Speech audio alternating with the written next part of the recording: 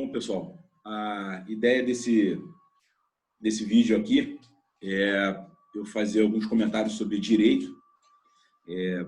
A intenção inicial é de dividir em dois vídeos.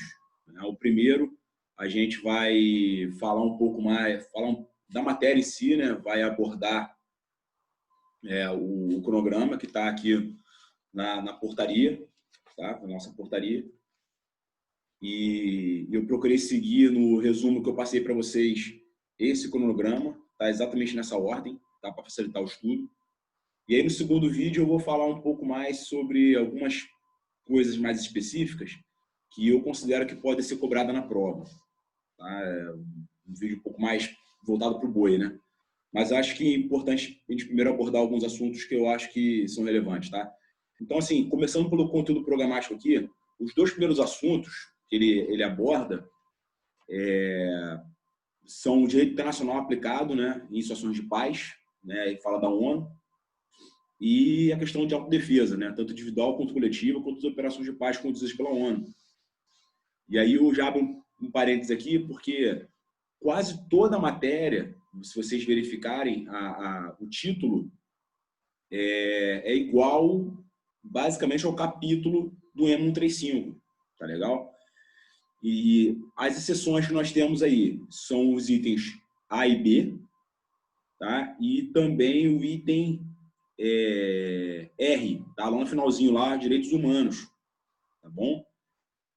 No meio ali, o item K fala de direito de asilo, só que dentro do próprio EMA, dentro de capítulos do EMA, isso é comentado, tá legal?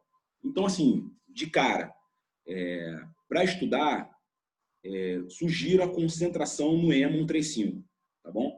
Por quê? Porque o restante da matéria que ele coloca, o Manual do Sanremo, os protocolos adicionais às Convenções de Genebra, as próprias Convenções de Genebra, e as demais legislações que são sob consulta, também que estão previstas no nossa portaria, e o próprio livro-lei da guerra, do Michael Byers, eu acho que eles têm um papel, digamos assim, secundário. Eu acho que é importante a gente focar nossos esforços no EMA 135, tá legal? Então, e eu notei que o próprio EMA 135, ele tem dentro do arcabouço dele toda essa estrutura da bibliografia que é recomendada para a prova, tá certo? Então, assim, eu acho que, no geral, não é uma má ideia a gente se concentrar no EMA, tá bom? Eu já vi muita gente discutindo sobre isso, então, só para ficar bem claro essa questão. E ele, no iniciozinho, ele começa falando sobre essa questão do direito internacional, né? E aí fica aquela dúvida do DICA e direito internacional humanitário, tá? Então, é tudo a mesma coisa, tá? O que diferencia a guerra de conflito é apenas a perspectiva jurídica, porque a Carta da ONU, né, a Carta de São Francisco, ela colocou a guerra como algo a ser evitado, tá? Então, ele coloca ali, o próprio manual coloca bem claro isso, que a guerra, o conflito, ele só é, digamos assim, admissível, né, em algumas situações, do tipo autodefesa individual coletiva, mediante aí o artigo, basicamente, artigo 51 da Carta, o artigo 7º da Carta, que é a parte de solução coercitiva de conflito para a manutenção da paz e segurança internacional, já sob os auspícios da ONU, com uma resolução do Conselho de Segurança. Ele coloca também, de uma maneira um pouco mais, assim, mais direta, no artigo de rodapé, a questão da luta pela autodeterminação dos povos, tá bom? E aí entra naquele conceito, né, de questões relacionadas à intervenção para a democracia, questões relacionadas à intervenção para direitos humanos, responsabilidade de proteger, responsabilidade ao proteger, responsabilidade de prevenir, né? Aquelas coisas todas são bem colocadas no livro do Byers, né? É bom a gente ter noção de que não existe, né, um direito costumeiro, né, que é o que rege o direito internacional, assim, de maneira mais clara, né, embora você tenha uma série de outras coisas, nada relacionado a isso de maneira assim, muito correta, né? O máximo que se tem, por exemplo, é no caso de uma intervenção num país estrangeiro para resgates nacionais, que no caso, por exemplo, da Operação Entebbe lá de Israel, em Uganda, né? Mas é isso, tá? Fora isso, não existe. Então, sugiro a gente se ater ao que está no EMA 135, tá bom? Com relação ao emprego da força, tá bom? E aí ele comenta alguma coisa sobre fontes do direito internacional, né? Então, Aí ele fala daquela coisa de jus congénere, né, que é aquele direito inderrogável, ou seja, não se pode negar, né, relacionado a alguma coisa. Então, assim, por exemplo, genocídio é algo que, assim, eu não posso falar que é algo manifestamente ilegal, entendeu? Crimes contra a humanidade, tá? Aí depois ele fala um pouquinho sobre a estrutura da ONU. É bom, essa é uma leitura simples, tá? Uma geral sobre a questão do que se divide a ONU. E aí tem atenção principalmente nos propósitos da ONU, tá? Eu já vi algumas questões, né, falando sobre a importância da ONU, aquela coisa dos estados são iguais, não intervenção em assuntos internos, tá? Essas coisas assim, tá bom? Aí depois ele aborda um pouquinho da parte de soluções coercitivas, né? E aí, basicamente, autodefesa e capítulo 7 da carta, tá? Então, operação de paz sob os auspícios da ONU, tá bom? Então, essa questão é importante ficar claro. E aí, no iniciozinho do resumo, basicamente um resumão ali do livro do Byers, tá? Também de leitura bem tranquila, tá? Só no finalzinho cabe uma pequena ideia aqui sobre a questão de abordagem finalista e interpretativa do conceito das resoluções do Conselho de Segurança, né? Ele coloca que, por exemplo, a abordagem finalista é aquela que é muito utilizada pelos Estados Unidos, por exemplo, o Reino Unido, para justificar ali uma intervenção, né? Então, para quem quer fazer uma intervenção. E a interpretativa realmente se atém ali ao que está escrito efetivamente, então, ou seja, para não intervir, né? E aí ele coloca que a tendência natural do Conselho de Segurança e dos membros, né, em geral, é adotar uma abordagem interpretativa, tá? Então, isso aí é uma coisa que é importante aí, o pessoal ter noção, tá? Aí depois ele comenta sobre a questão de autodefesa, tá? Tanto a individual quanto a coletiva, tá? A carta, ela estabelece que todos têm o direito à autodefesa, tá bom? E ela tem que obedecer isso, que é importante, já vi algumas coisas sobre isso, né? Principalmente falando sobre os princípios que regem, né, a autodefesa, né? Então, assim, em princípio, eu tenho que estar atento, né, ao princípio da necessidade e ao princípio da proporcionalidade, tá legal? Isso já caiu em prova, então são duas questões importantes com relação à autodefesa individual. No caso da autodefesa coletiva, o que tem que ser atenção é o seguinte: não basta um terceiro país falar assim, o país B atacou o país A, então eu vou lá defender o país A. Não, isso não existe. O país A, ele tem que, isso também já vi que é prova também, o país A tem que declarar que foi vítima de uma coerção, tá? E a partir daí ele tem que solicitar o apoio desse terceiro país. Aí sim isso é justificado. E isso vai acontecer até o momento em que uma resolução da ONU em caráter emergencial for votada e houver a possibilidade de intervenção da ONU naquele lugar. E aí esse terceiro país sai de cena. Tá legal? Então isso é importante. Uma outra coisa que eu vi também falando em outras reconstituições é sobre uma certa similaridade entre o Pacto Kellogg-Briand e a Liga das Nações. Basicamente o seguinte: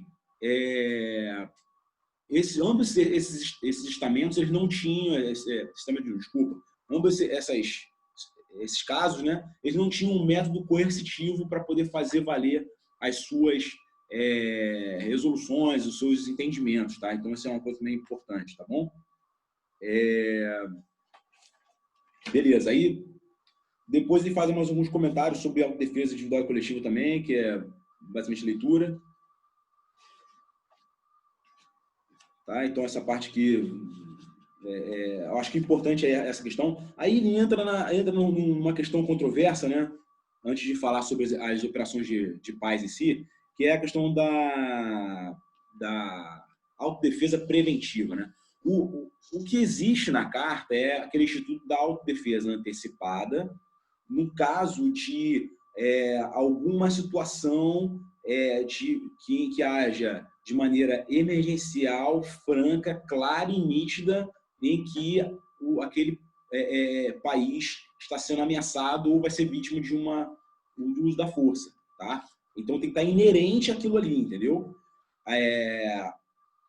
que é diferente do Instituto da Legítima Defesa Preventiva, tá bom? Entra naquela questão que eu estava falando ainda há pouco, tá? O direito internacional ele não reconhece, em princípio, a ideia que se colocado de eu atuar de maneira preventiva, tá? Em coisas de respeito à legítima defesa, da autodefesa, tá bom? Então, essa é uma coisa que é importante o pessoal ter em mente para, no caso, se cair a prova.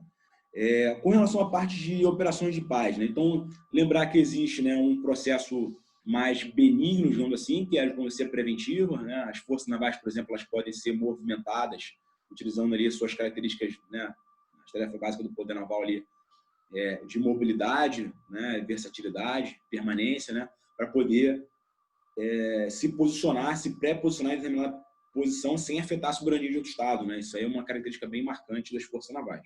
E também as 4 modalidades, né, de operações de paz em si. Eu acho que é importante saber disso. Pode cair, por exemplo, num correlacione, onde ele coloca em um lado as operações de paz e, do outro lado, as conceituações de cada um, tá? Então, é uma leitura também que eu acho importante. É bom o pessoal ter noção do que acontece quando é antes do conflito, durante o conflito, quando com consentimento ou sem consentimento, o que acontece depois, tá? É bom ter noção desses fatores chaves aí, tá bom? Ele faz um comentário também sobre o jus in bello e o jus ad bello. Então, o jus in bello, né, que é a nossa maior preocupação, né, que é o direito na guerra, tá? E que é basicamente o sinônimo do direito internacional humanitário, é o que o DICA se preocupa efetivamente. O jus ad bello é o direito à guerra, tá? Quando eu posso fazer guerra, tá legal? E aí ele entra naquela coisa da Carta da ONU, né? Que coloca, pô, não, ó, uso da força, calma aí, não é bem assim não, tá bom? Ele bota a questão da vertente do DICA, né? Basicamente o pessoal lembrar que é o direito de Haia, né? Que é lá do finalzinho do século XIX e os protocolos adicionais, né? 1907. Depois falar do direito de Genebra, né? Lembrei aqui, ó, 1899, tá? E depois foram revistas, né, em 1907. O direito de Genebra, tá? Basicamente de 49, com os seus protocolos adicionais de 77. E o chamado também direito de Nova York, tá? Que complementou e atualizou, né? Dando algumas outras ideias e tudo, que alguns autores consideram também como sendo uma vertente, tá legal? Se cair, eu acho que é por esse caso aí. Depois ele fala alguma coisa sobre os princípios do DICA. Então, nesse caso dos princípios do DICA também é interessante porque ele vai servir de norte para uma série de outras questões que são importantes. Por exemplo, regras de engajamento, designação de objetivos, tá legal? A questão dos direitos de neutralidade, tá? Então, para todos esses casos, é muito importante que vocês tenham noção dos princípios do DICA, tá legal? E aí, alguns autores até falam que os princípios do DICA eles podem ser reduzidos a 2, né? Que é a necessidade militar e a humanidade, que é a razão de ser do DICA. Mas, vamos lá, para a nossa bibliografia, nós temos que saber os 5 princípios do DICA, tá? Então, o primeiro princípio é a limitação, o segundo é a distinção, o terceiro é a proporcionalidade, a humanidade e a necessidade militar. Então, é importante saber mais ou menos ali a noção de cada um deles, né? Saber que a distinção, aquela coisa de você diferenciar o civil do militar, a limitação é por não causar danos excessivos, a proporcionalidade é que eu tenho que utilizar um sistema de armas ou um ataque ou coisa do tipo dentro da ideia de conseguir aquela vantagem militar. É bom ter noção que essa proporcionalidade ela não é a mesma coisa que a gente conhece em termos de direito de resposta, no direito das agentes aqui interno, tá? É diferente, o pessoal tem noção disso. A humanidade, que é a razão de ser do DICA, né? Então, preservação da pessoa humana. E aí eu abro um parênteses aqui, o pessoal não confundir direito internacional humanitário com direitos humanos, tá? São institutos diferentes, tá? Que possuem um arcabouço diferente. O direito internacional humanitário é um ramo do direito internacional, tá legal? Os direitos humanos, não, tá bom? Então, é bom ter também essa noção aí, tá? E a necessidade militar, porque isso é algo extremamente útil na hora, e pode ter uma questão sobre isso, né? Sobre designação de objetivos, tá bom? E aí, no resumo, eu coloquei algumas coisas aqui sobre isso, né? E algumas fotos, tá bem interessante, tá?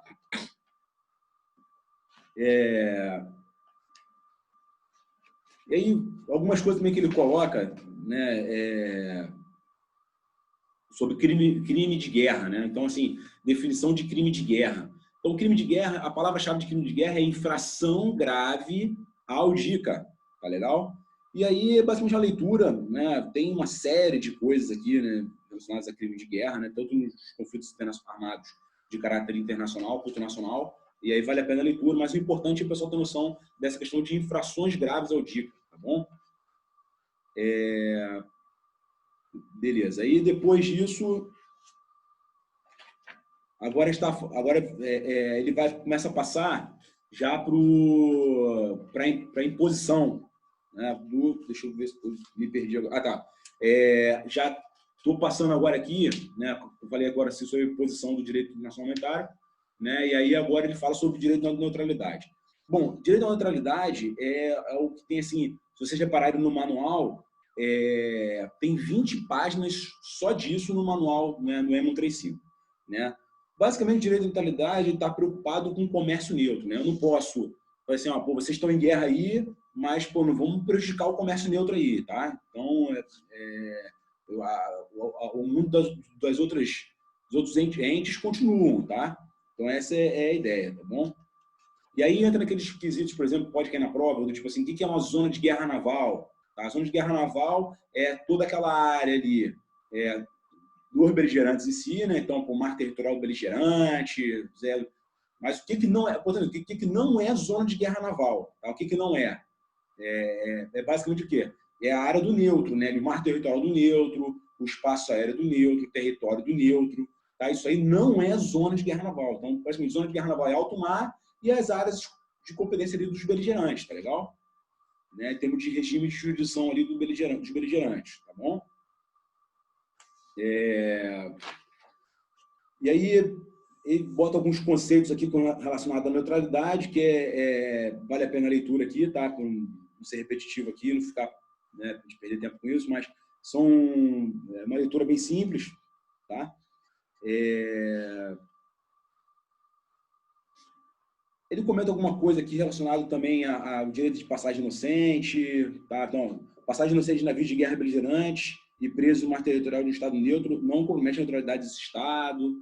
Tá? Então, quando é que o Estado deixa de ser neutro ou não? Tem uma coisa do Estudo da Neutralidade que é importante saber, é o seguinte, que os direitos e deveres do neutro, né? Essa parte é interessante, porque eu acho que é o que tem de mais assim, clássico que pode cair, né? Então, assim, o neutro ele tem o direito à sua inviolabilidade. Tá? Então, o beligerante ele não pode violar a soberania do neutro. Mas, ao mesmo tempo, ele tem deveres. Quais são os deveres do neutro? O neutro ele não pode tomar parte, tá certo? Em um lado. E aí, o beligerante tem o direito de cobrar isso do neutro, tá bom? Inclusive, usando a força, se for o caso, se ele perceber que o neutro está, de fato, comprometendo a sua neutralidade, ajudando, né, digamos assim, um Estado beligerante, tá bom? Aí entra algumas questões que eu vou comentar depois aqui no outro vídeo, mas por exemplo, assim, quando é que um navio beligerante pode ir para um porto neutro, quando é que ele pode sair do porto neutro, em quanto tempo, aquela coisa é 24 horas, tá? O primeiro navio sair, tá? Que são algumas regrinhas que é interessante o pessoal ter noção, tá legal? Bom, lembrando sempre que o direito da neutralidade, né? A ideia é regulamentar, né, a atividade, né, dos Estados beligerantes com relação ao comércio neutro, tá? Eu não posso parar o comércio neutro, tá bom? Aí ele fala alguma coisa sobre contrabando, tá? Então, assim, o que é o contrabando? O contrabando é o comércio de todos aqueles itens não permitidos pelos Estados beligerantes, tá legal? O neutro ele não é proibido de fazer comércio com o Estado beligerante, tá? O que ele não pode fazer é comercializar itens que estejam contidos na sua relação de itens de contrabando, tá legal? Lembrar que esse estudo de contrabando daqui é diferente do contrabando que nós temos noção lá, muamba, aquela coisa do lado, é diferente, tá? Nesse caso aqui, é contrabando no estado de guerra, né, no estado de conflito armado, onde eu considero, boto uma relação de itens que não podem ser comercializados, tá certo? E os itens que podem são chamados bens livres, tá legal? Lembrando que um estado neutro, um navio de um estado neutro, ele pode ser visitado e apresado, se for o caso, visita e inspeção, se for verificado que ele está se dedicando a contrabando, tá legal? Isso aí é uma coisa muito importante. Lembrando que navios de guerra não estão sujeitos à visita e inspeção, tá legal? Isso aí é uma coisa muito importante, tá? Navio de guerra, navio de Estado, não está sujeito à inspeção. Aí ele comenta alguma coisa sobre o procedimento de inspeção, né? Como é que tem que fazer, tem que ter um oficial, né? Tem que achar a bandeira nacional, tá? Ele pode perguntar para eu na prova quais são os procedimentos previstos no direito internacional para a realização de uma visita e inspeção, tá legal? E também os casos em que faz uma embarcação ou uma aeronave, né, adotar o caráter, né, de beligerante, tá legal? Isso também é uma coisa também importante, beleza? Também comento alguma coisa sobre essa parte de medidas coercitivas, né, sobre a questão de retorção e represália, né? Então, lembrar que a retorção é um ato, assim, digamos assim, eu faço, não é contra o direito internacional, tá? Eu faço uma coisa, por exemplo, um país A, ele pega e suspende a relação de visto, não vou dar mais visto para os nacionais do país B. Aí o país B, em retorção, ele pega e fala, tá bom, não vai ter não. Então também o país B também não vai ter visto aí nosso aqui no país A também. Então isso é uma medida de retorção, tá? É diferente da represália, tá bom? A represália é algo um pouco diferente, né? Porque assim, na verdade, eu tenho que ser voltado especificamente para o estado em que eu estou querendo fazer surtir aquele efeito. Eu não posso fazer outros estados sofrerem com isso também, tá? E ele se divide em embargo e bloqueio pacífico, tá bom? Então essa é uma coisa meio importante, né? Eu acho que o mais clássico aí que o pessoal pode ter, né, para saber aí é com relação à questão de que eu não posso influenciar um terceiro estado, tá bom? E aí tem mais algumas outras coisas aqui que é leitura, tá? Fica mais simples aí. Bom, a parte de designação do objetivo, o que eu acho importante aqui, né? Então, o pessoal tem noção de que designação do objetivo tem que ter noção daqueles princípios do DICA, né? E eles funcionam segundo algumas premissas, né? Então, princípio do objetivo, concentração e economia de forças, né? E aí, na hora de designar um objetivo com um objetivo militar, eu tenho que ter noção do seguinte, né? Os objetivos militares, né? Isso aí eu estou fazendo alusão ali ao artigo 52 do protocolo adicional das Convenções de Genebra, protocolo adicional 1, eles são objetivos cuja natureza, localização, finalidade contribuam de maneira eficaz para a ação militar, né? Por quê? Porque a sua destruição parcial ou total, neutralização, captura e tal, vai oferecer uma vantagem militar concreta, tá legal? Então, palavras-chave dos objetivos militares, né, com relação à designação de objetivo, né? Contribuição eficaz, tá certo? E vantagem militar concreta. Tá? Isso é muito importante, tá bom? Lembrar que somente objetivos militares devem ser atacados, tá? E que o princípio da necessidade militar, que é colocado ali como uma deixa para que o beligerante, né, o comandante, ele possa flexibilizar as regras do DICA, não é escusa para que depois ele responda por isso. Lembrar que o DICA tem a responsabilidade do comandante, o comandante é responsável por tudo, tá? E também é adotado o princípio da responsabilidade individual, tá? Isso pode ser questão de prova, né? Então, assim, ter noção do seguinte, eu não posso usar o fato de que eu estava cumprindo ordem por si só para poder violar o DICA, tá? É óbvio que existem algumas exceções, né? Então, por exemplo, assim, se existe uma lei, né, que me obriga a cumprir determinada ordem, tá certo? Se aquilo ali não era manifestamente ilegal naquele momento, tá legal? Então, são algumas situações que são interessantes, né?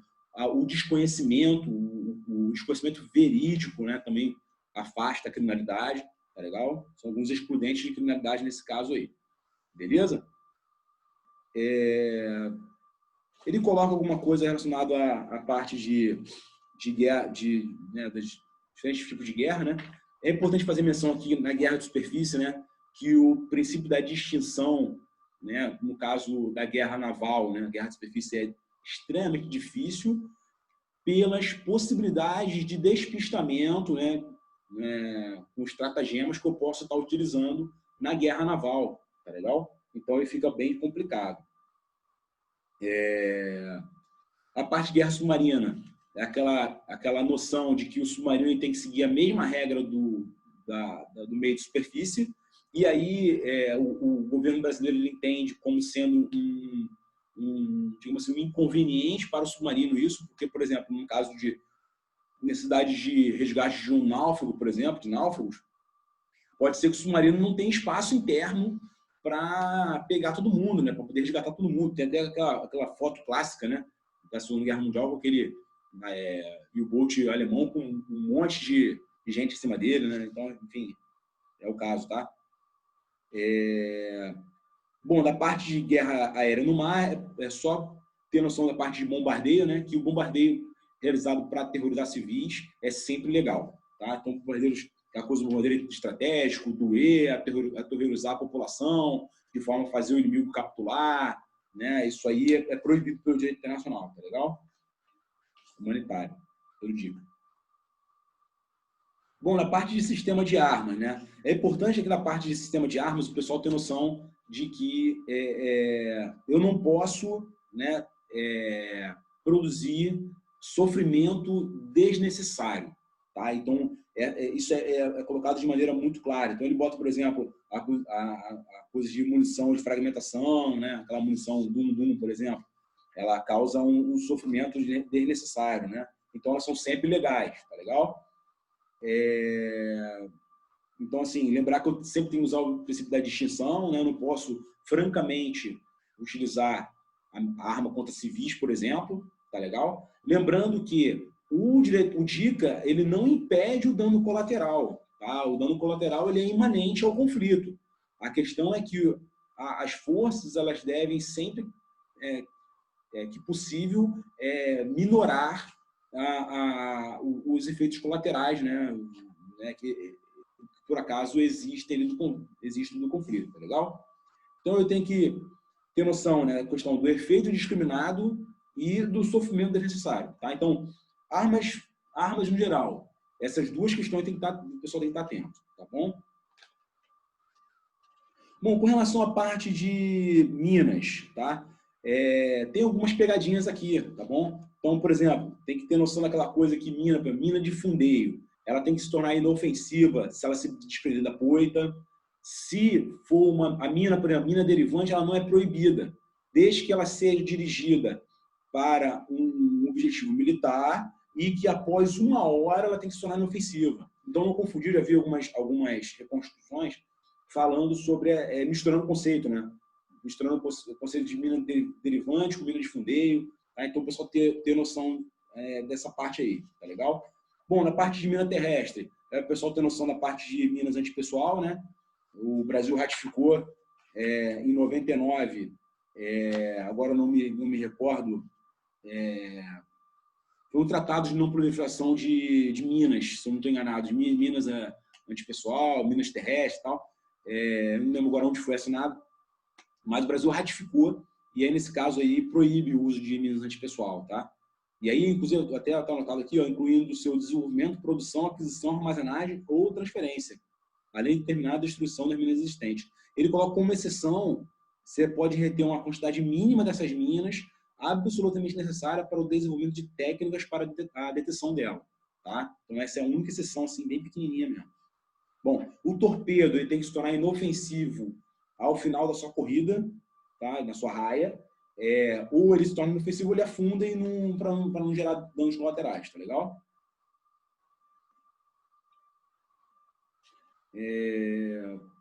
Bom, ele fala com relação à armadilha. Armadilha e outros artefatos não são considerados ilegais desde que não tenham sido projetadas para causar sofrimento desnecessário ou que não sejam empregadas de modo indiscriminado. Ou seja, aquele velho esquema, né, relacionado à parte de designação do objetivo e emprego de armas, tá legal? Então, causar sofrimento necessário, efeito discriminado, tá? Então, eu posso usar desde que não aconteça isso, tá legal? Aí depois ele fala alguma coisa sobre armas nucleares, químicas e biológicas, né? Então, lembrar que armas nucleares,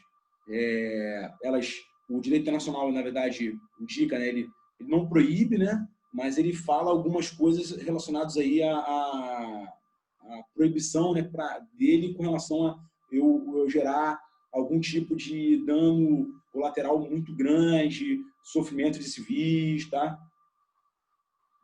Mas ele não é ilegal isso por si só, tá bom? Da parte de armas químicas, é o que tem de mais desenvolvido atualmente, né? Então, essa parte de arma química aí, ela começou lá com o Protocolo de Genebra de 1925 e depois evoluiu com uma convenção para proibição, desenvolvimento, produção, estocagem, né, de armas químicas, né? E, inclusive, existe uma comissão para isso, né? Então, é algo inovador, tá bom? Ele não sei se ele pode cobrar alguma coisa relacionada à parte, né, da comissão em si, né, constituiu o primeiro acordo de desarmamento multilateral. Então, assim, qual foi o primeiro acordo de desarmamento multilateral existente? Foi a CPAQ, tá legal? Então, isso acho que é algo importante, tá bom?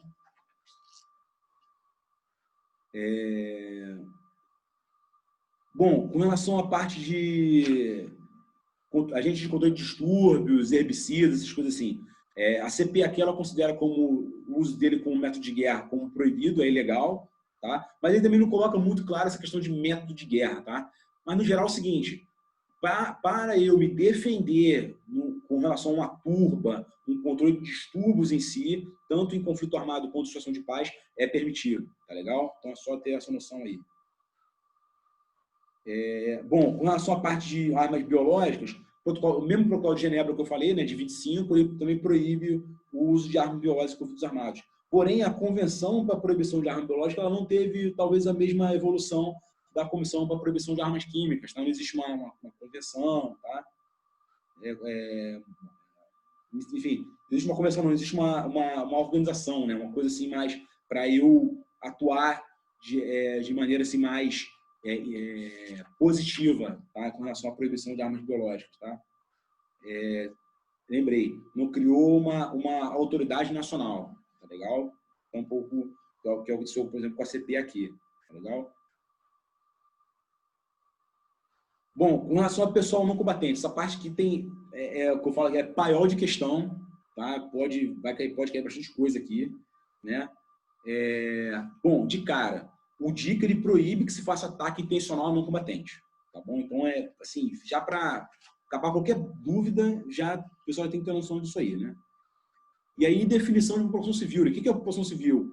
Todas as pessoas que não sirvam as forças armadas, as milícias ou forças paramilitares e que não estejam tomando parte diretamente das hostilidades, tá legal? Ele coloca algumas coisas aqui, por exemplo, o civil que pega armas para defender ali, se defender em casa, num caso, em relação a um conflito, coisa do tipo, ele também continua sendo considerado não combatente, uma coisa muito específica, né? Mas, de fato, assim, se o civil pega em armas e participa da hostilidade sob uma ordem direta de alguém, constitui uma organização, aí sim, ele tem intenção clara, direta e nítida de causar algum tipo de ataque ou ato hostil contra outra força, aí não, aí a coisa muda de figura, tá bom? Náufrago, ele considera sempre como não combatente, então assim, ter noção do seguinte, ter noção de população civil e não combatente. Por exemplo, um navio afunda, um navio de guerra afunda, e a tripulação daquele navio vai para uma balsa salva-vida.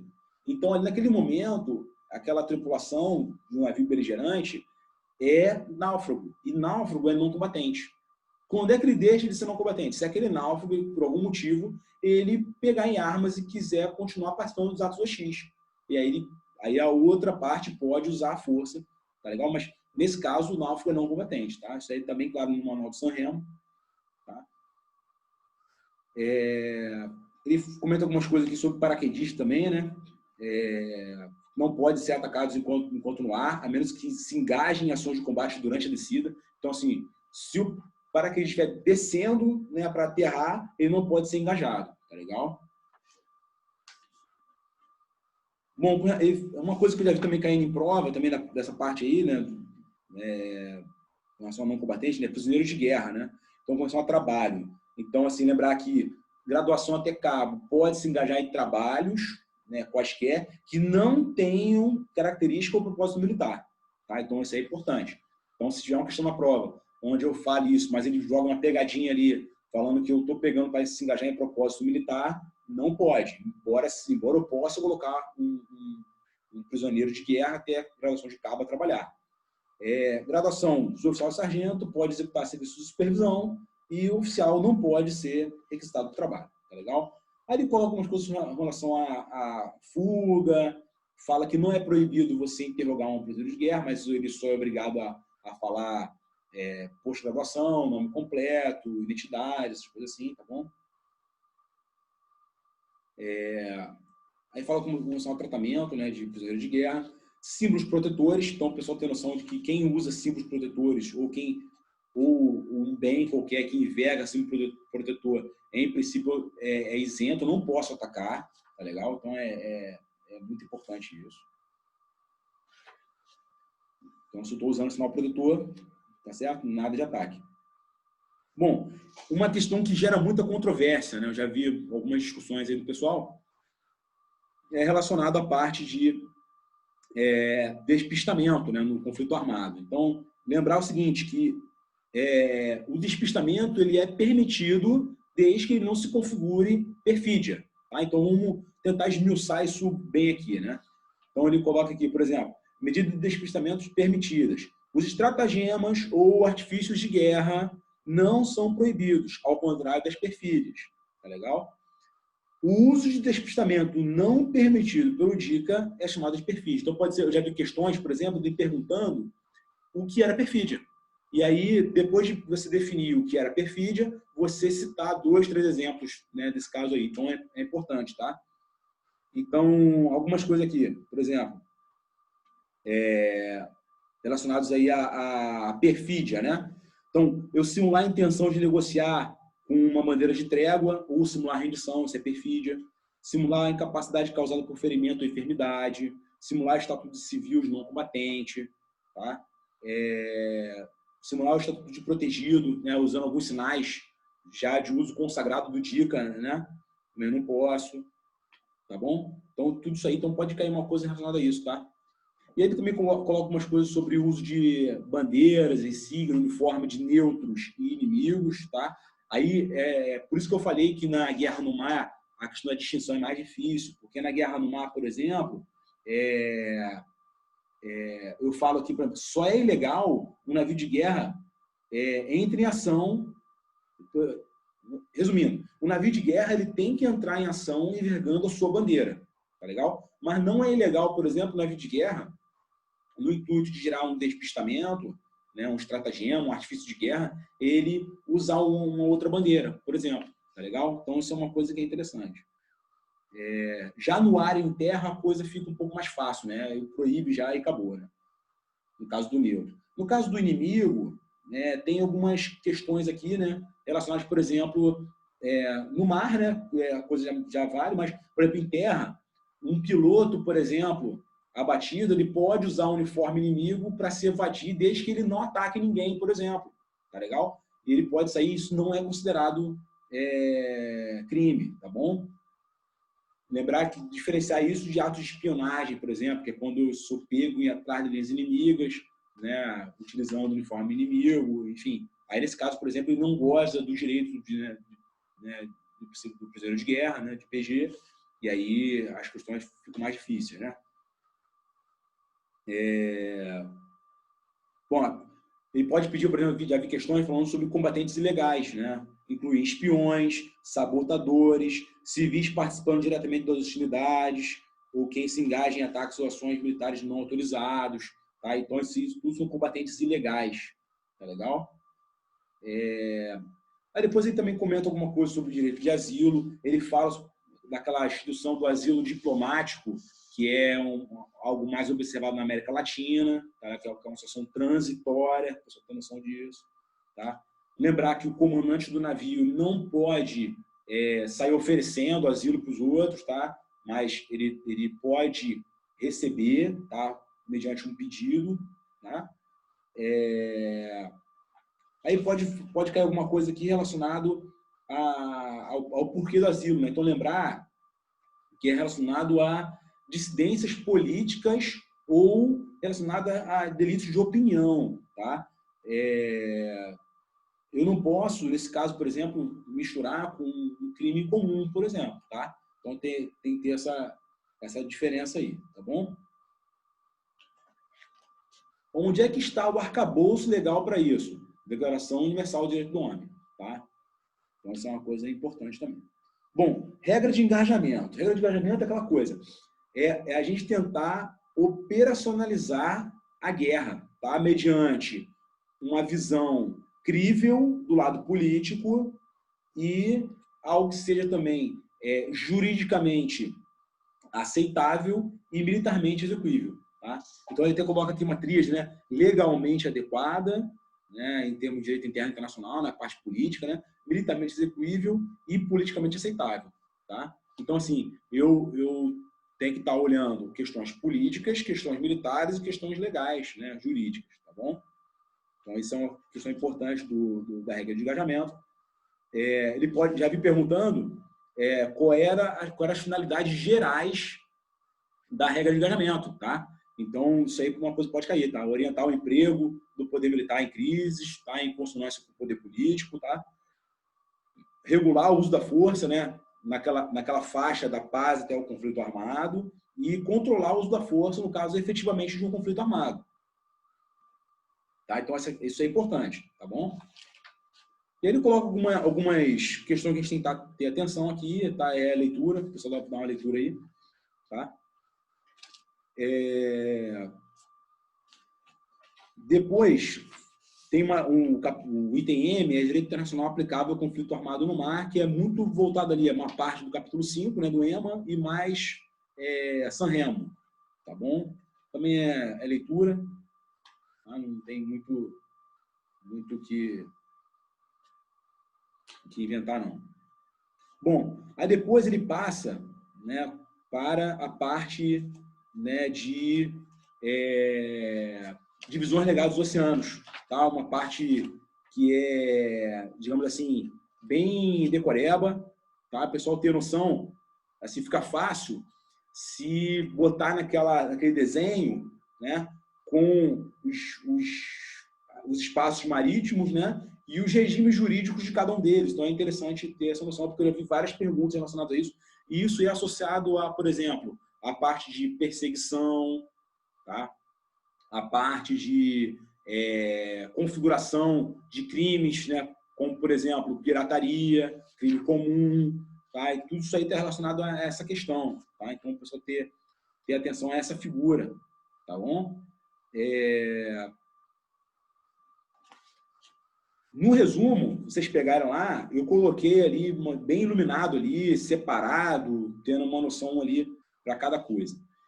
Bom, na parte do mar territorial, o pessoal tem que ter noção, tem que ter uma atenção bastante grande com relação à parte de ilha, rochedo e baixio. Já vi várias questões relacionadas a isso, tá? Então, lembrar que ilha, ela se presta à habitação, tá bom? Ela está sempre descoberta, inclusive na pré-mar, e ela tem tudo, tá? Então, ela tem mar territorial, ZC, ZE, PC, tá bom? Já o rochedo, não. O rochedo, ele é imprestável à habitação, tá? E aí, nesse caso, ele não tem ZE e PC, porque ele é imprestável à habitação, ou seja, ele não é utilizável em termos de questões econômicas e comerciais, tá legal? Então, essa é a grande diferença. Já no caso do baixio, não tem nada, mas você pode utilizá-lo no traçado das linhas de base para delimitação do seu mar territorial. E em alguns casos você consegue até estender um pouquinho mais ali do mar territorial ali, tá legal? Aí eu já chamo a atenção, por exemplo, do ancoradouro, por exemplo, que mesmo fora ele é considerado parte ali do mar territorial, tá?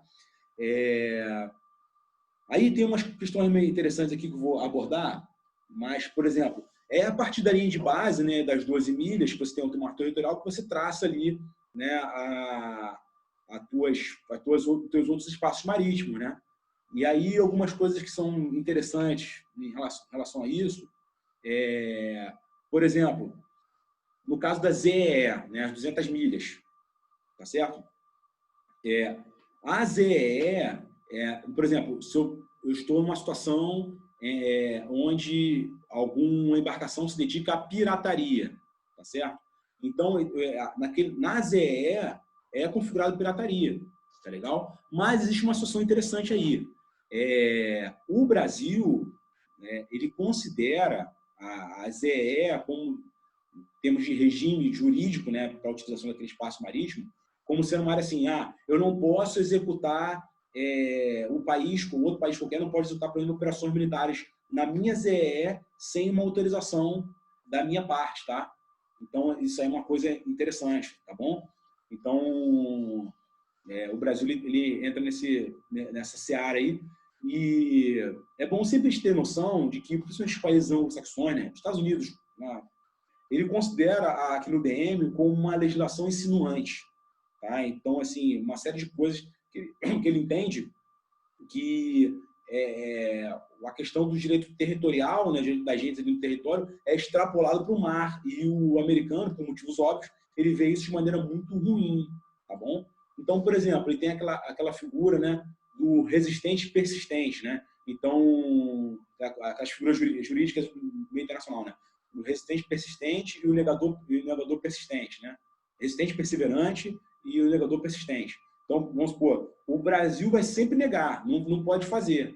Mas, por exemplo, o americano, para ele não deixar isso virar consuetudinário, né, virar costumeiro, você ter um opinião juris, ele continua fazendo exercícios militares em ZEE e não quer nem saber. A gente vê, por exemplo, aquela questão do embate que está tendo entre a China e Estados Unidos com a 2AD e contra a 2AD no mar da China Meridional. Entra bem nesse quesito aí, tá legal?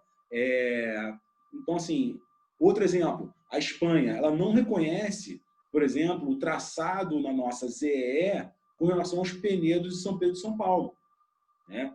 Ela não reconhece, ela acha que ali o Brasil não tem direito de ali nenhum de regime jurídico ali com relação à ZEE ali, tá? A Espanha considera isso, tá legal?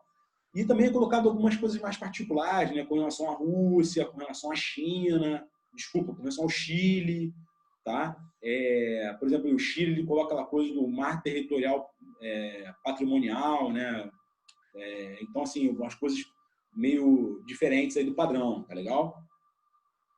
Bom, fala também sobre rota marítima arquipelágica. Lembrar que rota marítima, as águas arquipelágicas são todas aquelas águas encerradas dentro das linhas de base arquipelágicas, né? Tudo ali para dentro ali é água arquipelágica. E ali você tem ali para facilitar a questão de tráfego marítimo, você tem ali o direito de passagem pelas rotas marítimas arquipelágicas, tá? E inclusive também sobrevoo, tá bom? Zona contígua. O pessoal tem noção que tem que estar relacionada a parte... É uma inovação, na verdade, a zona contígua é uma inovação jurídica daqui no DM. Eu diria que uma das principais inovações jurídicas daqui no DM. E ela é aquelas 12 milhas adicionais ao mar territorial, ou seja, 24 milhas, né, da linha de base, ali, no sentido de eu ter um certo controle em termos aduaneiros, fiscais, sanitários e migracionais, tá legal? Aí depois a ZE, né, que é o direito de exploração, né, do leito, subsolo, o mar sobrejacente, tá? A água em si, e a PC, tá? A plataforma continental, que é o direito que eu tenho à utilização do leito e subsolo e das espécies vivas que sejam sedentárias daquele leito, tá legal? Não das espécies vivas que estejam nadando ali no mar, ali na plataforma continental. Embora na portaria normativa número 1, MBMD, de 2011, e isso é um pouco controverso, né? É considerado essas águas como AJB, a Água Adicional Brasileira, tá legal? Já vi questões também falando sobre a questão de área a ser evitada, né? São aquelas áreas que são de segurança em torno de infraestruturas marítimas, tá legal? E isso tem que ser acordado com a IMO, tá bom? Também já vi falando sobre qual era a definição de alto mar. Então, se você definir, você não consegue definir alto mar diretamente, você define alto mar meio que tirando o restante, né? Então, alto mar é toda a área marítima, tá certo? Que não seja ZE, tá certo? De nenhum país, tá bom? Que não seja mar territorial, que não seja, enfim, tá? Isso tudo aí é alto mar, tá legal? E a área que é aquele espaço, o leito, né? Marinho, né? O fundo, né? Que na verdade ele está relacionado àquela ISBA, né? Que é aquela Autoridade Internacional dos Fundos Marinhos, né? O fundo é considerado como um patrimônio da humanidade. Então, assim, teoricamente, por exemplo, eu tenho já vi questões sobre isso. Por exemplo, no alto mar, eu tenho liberdade de navegação, liberdade de sobrevoo, instalação de dutos e outras rede submarina, desde que eu não prejudique ninguém. Questão de pesquisa científica marinha, eu posso fazer isso no alto mar também, tá certo? Mas, por exemplo, um navio estrangeiro não pode se dedicar à exploração, vamos supor, de polímeros metálicos na área, tá? Porque ali é uma área, né, um local onde aquilo ali é jurisdição internacional, tá? Aquilo ali está sob autoridade marítima internacional, tá legal?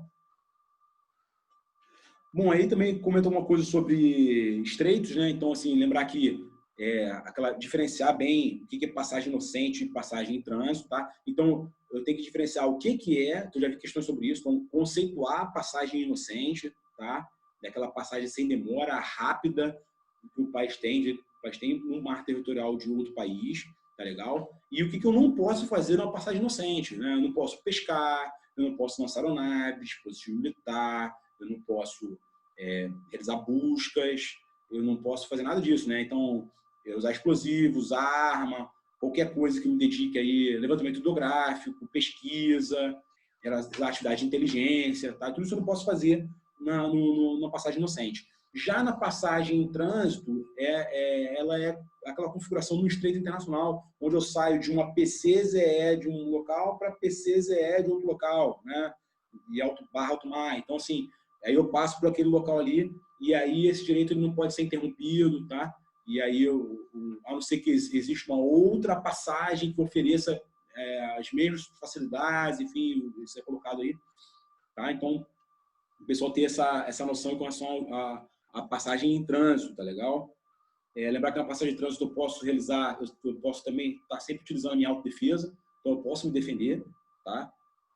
No que for necessário aí, tá bom?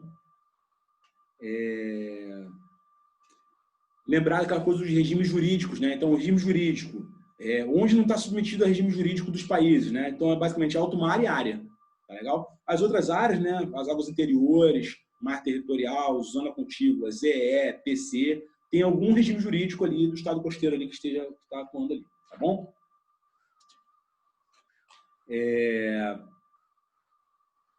Aí depois ele fala um pouco sobre os status de aeronaves, né? Públicas, né? Nave militar, nave de serviço de Estado, né? Ao serviço do Estado. Tá? Isso aí a leitura também fica bem simples. Aí depois ele fala alguma coisa sobre proteção de pessoas. E aí uma coisa só nessa proteção de pessoas que pode cair, que está bem em voga, é a parte de quarentena, tá? Então, assim, os comandantes não devem permitir que seus navios ou suas aeronaves sejam inspecionados numa quarentena. Mas ele é obrigado a observar a quarentena naquele porto, tá legal? Que os comandantes de navios ou aeronaves devem sujeitar-se às regulamentações e restrições impostas por uma quarentena. Tá? Então, é só não confundir, porque pode ser trabalhado assim em prova, o sujeitar-se com a permissão para inspeções. Tá legal? São coisas diferentes. Tá legal? Bom, com relação à parte de aproximação, visita e inspeção, é interessante o pessoal ficar atento com o que pode existir, né? Então, é basicamente pirataria, tráfico de escravos, tá? Transmissões não autorizadas, navio sem bandeira, ou se o navio for da mesma nacionalidade, mesmo não envergando a bandeira daquele país, tá certo? Lembrar que não está incluso aqui, isso é muito importante, a questão do tráfico ilícito de drogas, tá? Aqui no DM ele fala como estupefacientes e psicotrópicos. Nesse caso especificamente, o que o país tem que fazer é o seguinte: se eu sei que aquele navio, aquela embarcação está se dedicando ao tráfico ilícito de entorpecentes, de estupefacientes, eu tenho que notificar o estado de bandeira, né, para confirmar o registro daquela embarcação. Estando confirmado, eu tenho que dar um passo seguinte solicitando autorização para realizar a abordagem e daí checar essa questão. Lembrando que qualquer tipo de atraso por uma acusação infundada é passível de indenizações, tá legal? Então, assim, a parte de tráfico de droga não entra. Uma coisa que é interessante é que, na passagem inocente, o Estado costeiro não pode perturbar a passagem, a não ser que exista uma franca questão relacionada à segurança nacional daquele país, ou que aquela ação ali esteja relacionada a perturbar a paz daquele país, ou um pedido do comandante ou autoridade relacionada àquele navio, tá? Ou então tráfico ilícito de drogas, tá legal? Então, no mar territorial, tá legal? Então, essa é uma coisa meio interessante, o pessoal ter noção. Tá legal? Bom, aí depois ele comenta a questão de direito de perseguição, e basicamente, né, o pessoal tem noção, já vê as questões que falam sobre perseguição giram em torno de o que tem que acontecer para a perseguição ser legítima, tá? Então, a legitimidade do perseguidor, a posição geográfica, né, do infrator, tá certo? Por exemplo, se o infrator está a 50 milhas da linha de base, ele comete alguma coisa aduaneira. Teoricamente está pegando, porque ele está fora da zona contígua. Então, não tem direito à perseguição, tá legal?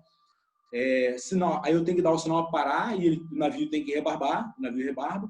A tempestividade, ou seja, tem que ser algo assim, não pode ter demora, né? E a continuidade da perseguição. E aí é aberta uma exceção aqui, a continuidade não precisa ser necessariamente visual, ela pode ser radar, tá? O acompanhamento, ou seja, eu tenho que acompanhar sistemática e permanentemente por métodos visuais ou radar, tá legal?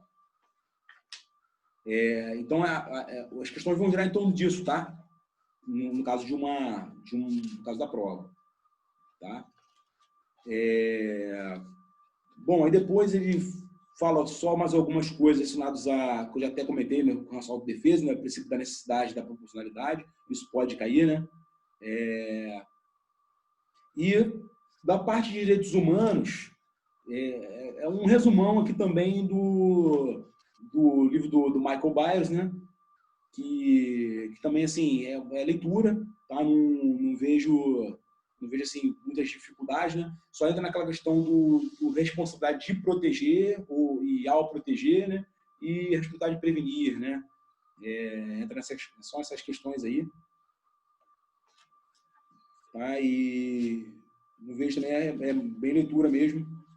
E, inclusive, historicamente, eu não vejo,